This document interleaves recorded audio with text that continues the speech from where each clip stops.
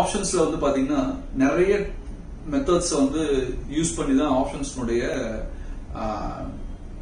Decay, அதாவது options erode ஆகுதுன்னு சொல்றாங்க. Every week or every month அது வந்து ஆப்ஷன்ஸ் எரோட் ஆகி எண்ட் அப் இன் ஜீரோ அப்படின்னு தான் நினைக்கும்.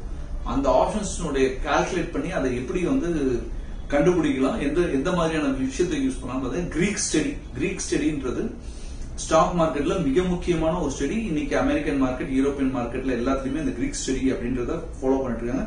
இன்ஃபேக்ட் அவங்களோட ட்ரேடிங் டெர்மினல்லயும் அது இருக்கும். அந்த கிரீக் ஸ்டடின்றது என்ன? கிரீக் ஸ்டடின்றது சிம்பிளா delta, gamma, theta, vega. For example, delta indicates the price action and then gamma indicate the delta's price action and delta's measurement. Theta indicates the implied volatility. Implied volatility ன்றது எந்த அளவுக்கு வந்து அந்த மார்க்கெட்டோட strength இருக்கு, for example underlying movement எந்த அளவுல இருக்கும் அப்படின்றத ஃபைண்ட் அவுட் பண்றதுக்கான தீட்டா. and then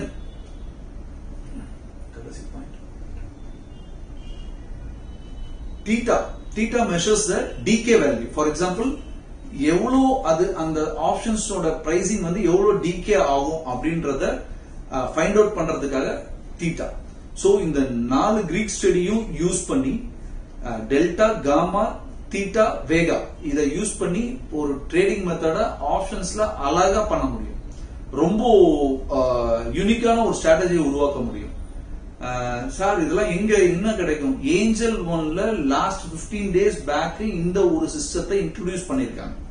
இந்த இன்ட்ரோடியூஸ் பண்ணது நிறைய பேருக்கு இது தெரியாது. அந்த தெரியாத இன்ஃபர்மேஷன் நான் இப்ப ஷேர் பண்ணிருக்கேன். இது இல்லாம மார்க்கெட் ரிலேட்டட் நிறைய ஏகப்பட்ட informations we are giving services to many அப்ராட்ல இருக்கக்கூடிய கிளைண்ட்ஸ், எல்லா types of HNI clients, ultra HNI கிளைண்ட்ஸ்க்கு கொடுத்துட்டு இருக்கோம். So any service related issues, any service related உங்களுக்கு தேவை அப்படின்னா நீங்க கால் பண்ணலாம். Riches insta page or Facebook, YouTube எல்லா சேனல்ஸ்லயும் இந்த இது இருக்கும். எங்க வேணா நீங்க ரீச் பண்ணலாம். Thank you, all the best, happy trading.